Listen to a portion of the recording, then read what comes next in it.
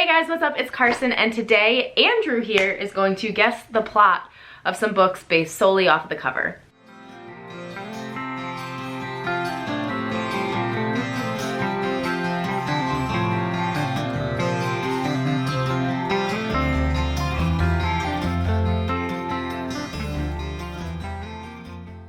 I picked a variety of books from my shelves.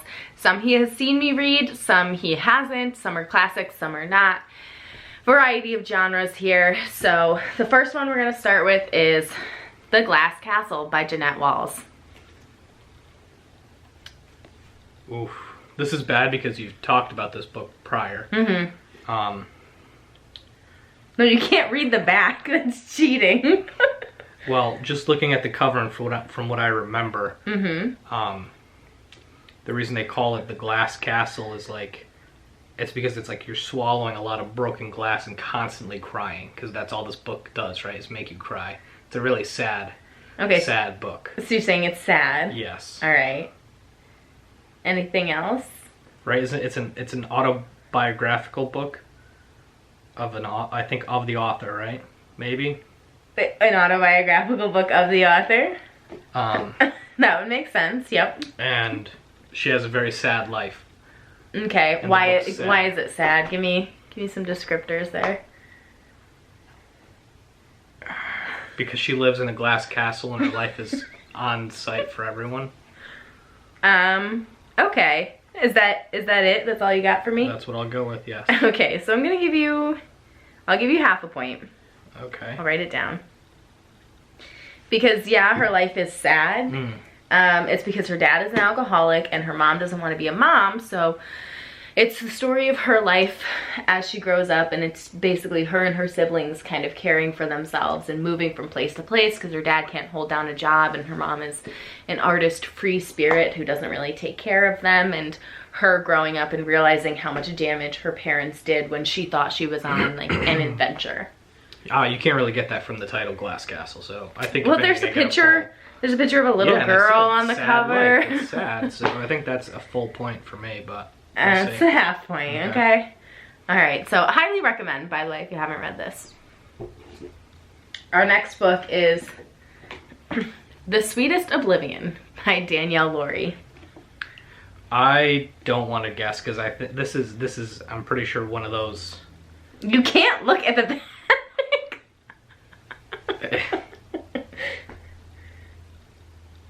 She's a romantic at heart, living in the most unromantic of worlds. Sweetest Oblivion. I'm guessing it's a woman. She's a high stakes gambler. Okay. Because there's a card. Okay. And like she falls into the oblivion that is gambling addiction. It all comes crashing down, and then there's some sort of love interest at some point, just by the hot pink title. So it's a romance, is what you're saying. Yes. And she's the gambler. Yes. Okay. And if she isn't, I think it's time that we start having some female protagonist gamblers rather than it always being the male love interest. Okay. You done? Yeah. Alright, well, so you got no points for this one. Okay. This is a mafia romance. She ends up marrying like a high up person in the mafia. That doesn't sound romantic. And his family has like if they can bet on it, they do bet on it, which is why there's a card on the cover. So his family in the book takes bets on literally everything. He was originally engaged to her sister, but they both wanted to be with each other. So we got a Little Women vibe going on here. Yeah! He just watched the new Little Women and he really liked it. And so he's making a very good connection there. I liked that a lot. Alright, next book. Well, let's see. What was this one? Skyward by Brandon Sanderson.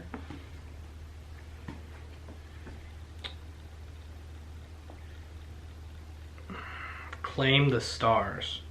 Well, from that, I'm going to guess that it's a female protagonist who's some like super BA, meaning badass person that goes and is claiming stars. They're harvesting stars because they need the energy to power their planet. And there's a satellite and other space junk, it looks like, in the cover, which is bad. So she probably has to deal with that at some point. Okay, so like intergalactic conflict?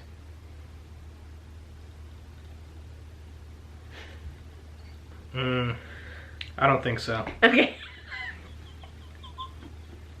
Okay. But so you just think it's just her. There's some stuff in space. Wait, you read this and it's an intergalactic conflict and you don't want to watch Star Wars? I didn't say I didn't want to watch Star Wars. I said I wanted to start at the beginning, and you were like, I want to start with these 15-minute cartoon shorts. They're cool. Anyway, I'll give him a half point for this. There is involvement in space, and a bad A female protagonist. So this is about Spencer, and she's training to be like a pilot to protect her world, which is kind of like a scorched version of a planet. They all kind of live underground, and there's aliens that attack pretty regularly, so she's training to be part of the military group that protects their world against these aliens. Cool. Next book. My Grandmother Asked Me to Tell You She's Sorry by Frederick Bachman. He has definitely heard me talk about this one. Yeah, which is going to make it really bad because I don't remember. It's a little girl, and she grows up and she remembers something about a story her grandmother told her. Well, so why don't we just start with like what's on the cover? What is the cover showing you right now? It's a little girl holding mail with a dog. Okay. On what looks to be like a farm in the Midwest, I would assume, because it's very flat. Okay. His name is Frederick Bachman. Frederick. Okay. All right. What does that have to do? What does the author have to do with the fact that it's a little girl? The author had to do with the fact that you think it's in the Midwest, but that's besides the point. No. I'm just saying it's in the Midwest because this is very flat. Right. Okay. So. Frederick Bachman, he's not of U.S. He's not from the U.S. if I remember correctly. So, yeah, I don't think that has anything. It doesn't have anything to do with being from the. Okay. This isn't in the U.S. is what you're saying. It's not set in the U.S. No. That's just one of my what is it? Biases. So what? She's holding mail. What's she doing with the mail? I don't know. Hiding it. What's the title? It's probably her grandmother's mail, right? Okay. So what's she doing with the mail? She's delivering it to a man called Av, I guess, right? That's not part of the title. But it's on the cover, so. Okay, yeah, you'll get. You know what? I will give you a full point for this. A full point. So that means you have two out of 4 points, right? 2 half points. Yeah, okay. My grandmother asked me to tell you she's sorry. The little girl's name is Elsa, and Elsa's grandmother passes away. She's her best friend, and she leaves these letters for different people in their community for Elsa to deliver. So she's bringing her grandmother's words to these people. You kind of got that a little bit. All right, this book, he has a copy of this book at his house that I gave to him for him to read a few years ago. Right, Andrew? It's Bridge of Clay by Marcus Zuzak. Okay. So all I will say is from the cover, yeah, you will absolutely get nothing. There's so many things on the cover. Yeah, a skull, a shovel, a snake, a statue, books, a typewriter. But what I do remember is you telling me that Clay, he's a brother, and something's going bad with the dad. Yeah. And they he builds a bridge for some reason. I don't know if it's like one of those like anxious like needs to do something kind of things that I like sometimes, that I love doing, like just working on things because you can't do anything else. But I think it's something like that. And you know what's also interesting is someone really awesome must like you, because I'm pretty sure this is a signed version, right? No. Where's the signed version? It's of the book thief. Oh, but that's the same author, so It is. That's so basically the same. a half point plus. No, I'll give you a full point for that. Yeah. So there's 5 brothers in this book, Bridge of Clay, and they are kind of raised by their oldest brother. They live together, they have a whole bunch of animals, and their estranged father comes back and says that he needs help, and nobody else wants to help but Clay, who's kind of looking for an escape of sorts. So he goes and he helps his father build a bridge. And then he grows up to become a linebacker for the Green Bay Packers. No. That's Clay Matthews, different Clay. Okay, all right. Well, so now you have 3 points, 3 out of 5. I feel like that's incorrect. 1, 2. Yeah, 3 out of 5. All right, we'll give it to you. Ready? Spinning Silver by Naomi Novik. Okay, so we have what I'm assuming is some sort of mystical protagonist of the book on the cover. Okay. With silver. So there's magic. Mm-hmm. Yep. That looks like a head, maybe a frozen head, or maybe that's like a witch of some sort. Also like an icy person. Yeah, and they have the snowy vibe down there. Okay. So I'm gonna. My guess is it's the female protagonist has some sort of magic, maybe alchemy, where she can create silver or precious metals, and then something arises out of it, like someone either finds out or she gets caught or something like that, and then she has to deal with said plot, and then it's resolved at the end. All right, I'll give you a full point for that one. So in this book, our main character, Miriam, her father is a money lender in their little community, and he's kind of down on his luck, and they need money to pay off these creatures that live around them. And it turns out she's really good at making money, and she gets this reputation for being able to turn silver into gold, and that gets her in a little bit of trouble. So yeah, I'll give you a full point for that one. Cool. Our next book is An Enchantment of Ravens by Margaret Rogerson. An Enchantment of Ravens. So you have a character, probably main character, wearing a dress with a pretty pattern on it, and a raven on her shoulder, it looks to be. An Enchantment of Ravens. Well, it probably has nothing to do with Edgar Allan Poe, huh? Or does it? No. I don't. Well, that's a good connection. Ravens. That almost felt patronizing there.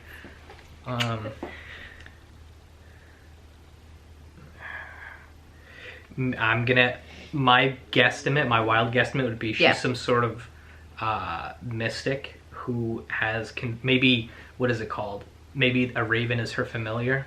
Okay. Or she has like control of a group of ravens, because I'm assuming there's multiple. Or maybe like the group, she is a part of a group and they are called ravens. Okay. But the cover doesn't really give you much. So the raven is magical. There's some relevance towards, or she's magical. I'm not sure. Okay. All right. So this book is about Isabel. She's a painter, and she gets a patron that is part of the fair folk. So he's a fae, and she paints him, and she paints sorrow in his eyes, and nothing about the fae. They're kind of like almost frozen in time, so they don't have any human emotions. And so she does this painting of him, and he has sorrow in his eyes, like human sorrow, and he wants to know how she saw it, and he gets mad, and then other people want to know, they want her to paint them with human emotions, the other fair folk, so he can turn into a raven. And he like, yeah, I'm not gonna spoil anything else in case you haven't read the book. It's a good book and it's short, so go read it if you haven't, but I'll give you half a point. You knew there was magic in it. I don't think the cover doesn't lend itself to being able to. Right, but you can go like as crazy as you want, right? So some of these covers give more away than others, but just come up with a plot. And the more you tell me, the more points I can give you, right? It's very true. Okay, so the next one. Oh, The next one is Beowulf. This is a classic, and it's translated. Yep. You know it. This book is be a wolf because he can be a wolf. No, that's his name. Okay. Beowulf. Beowulf is a warrior, a Viking warrior, right? And this is his epic. I forgot what he goes to do, but he does slay something. He slays I'm pretty sure it's like a female like monster. He slays a couple of monsters. Yes. But I know he slays a female one. Yes. But this is just the epic about him. Yeah. I don't know what else I don't know any of the other specifics. All right. Well, yeah, I'll give you a full point. So maybe he slays the big dog that guards. Is it because it's called Beowulf that you said? No. The big dog that guards. What's that? The place. Valhalla. Maybe there's a big dog and. The wolf? Yeah. Fenrir or Fenris? Yes, yep. He doesn't really guard anything. But he's supposedly supposed to bring about the end of the Norse gods. Right. So they chain him up. Because what's the Marvel movie called it, right? Ragnarok. Ragnarok, yes. Yeah. Ragnarok is the end of the Norse gods. That's the prophecy. Anyway, yeah, he did pretty good on this. This is an epic poem about Beowulf. He does slay a female monster. He slays Grendel first, and it's Grendel's mom who is the female monster. Yeah. Full point to that one. All right. The next book is called Dark Lover by J.R. Ward. I don't want to, Well, there's a sword. Yep. Then, two people engaging in some sort of act. So I'm going to guess that there you have two warring factions here. Okay, yeah. Yeah, and a male from one warring faction and a female, because that looks like a male's neck. Okay. Or a shoulder. They fall in love, even though they're not supposed to be. What does this part say? A novel of the Black Dagger Brotherhood. Right, okay. So, the male from the Black Dagger Brotherhood. Right. So what do you think, like, the Brotherhood could be doing? They're a bunch of assassins. Alright, okay. Yeah, or mercenaries, I don't know. Okay. One or the other. I mean, they do both. Right, okay. Yeah. And the other one, you can tell, she's part of a group, she has the really high-pitched eyebrows, which means she can most likely see far. Okay. And because of that, like, she's good at her tribe or group is seafaring. That's what happens. Okay. So it's like it's red. And There's blood. She's doing something around his neck. This is a vampire book? It is a vampire book. I kind of wish I didn't know that. Okay, I'll give you half a point for that. The Black Dagger Brotherhood are they sort hunt of vampires, huh? No, they are vampires, and they're sort of assassins. There's these beings called the Lessers, and they're fighting against them. Are those just like the regular people? No, they're like lesser vampires. No, so if humans are in the middle, and then vampires are more than human, Lessers are like less than human, kind of like zombies, sort of. Everyone's equal, I think, in my eyes, but... Okay. She's not from a warring faction. She's a human, and she gets turned into a vampire. She doesn't like boats, I'm assuming. I don't think boats are mentioned. No. So vampires don't like boats. That's a known fact. Yeah, okay. The salt water. Right, exactly. So I'll give you half a point for that one. Thank you. Because there are warring factions. And then finally, our last one is Cold Hearted Rake by Lisa Kleypas. Cold Hearted Rake, and I'll let you, can I see it? There's like there's an inside cover. But there's there might be children watching, so we're not going to use that one. No, you can look at the inside cover. I wish I hadn't. She looks pretty distraught in this field over a big house manor, which I'm going to assume she's either a daughter or a wife or someone living in that house. And she falls in love with a gardener. Okay. Because a rake. And I'm assuming he breaks her heart somehow. Okay. And she's not happy about it.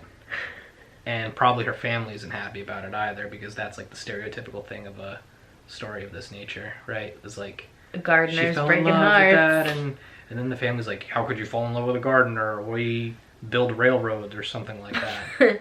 So you think because it's called Cold-Hearted Rake that the rake is referring to a gardening tool? Well, now I'm realizing that it's referring to something, a totally different meaning that I don't know. I don't know that SAT word, I'm sorry. It's like a scoundrel. Like a rake is like a like somebody who gets around. I think I preferred my definition. Okay, well, you're not getting a point for this one. Okay. So it's about a rake and a girl falling in love with him. They have attraction that they can't deny. This is kind of this way that most of these books go. He's dangerous. He's bad for her. She likes him. There's a happily ever after at the end. But they don't garden? There's no gardening? There's no gardening. I don't read it. Not worth your time. Okay. All right. So no points for that. So you have half a point. Plus 1. Are you keeping track in your head? 1.5. Half a point. 2. A full point. Half a point. A half a point. Can I give you a full point for this one? Full point. Did I give you any points for this one? Half a point? There you go. 5.5. 5.5 out of 10. Yeah, and the 2 I didn't get right, I think my plot sounds way better. The 2 that he didn't get anything right about at all were 2 romances. How were you surprised by the plots of some of these books?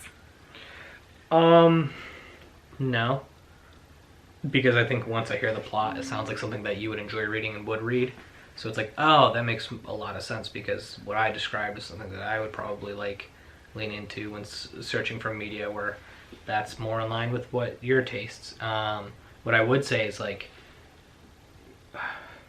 I think the thing to end it with is you don't judge a book by its cover, right? What a cliche, ladies and gentlemen.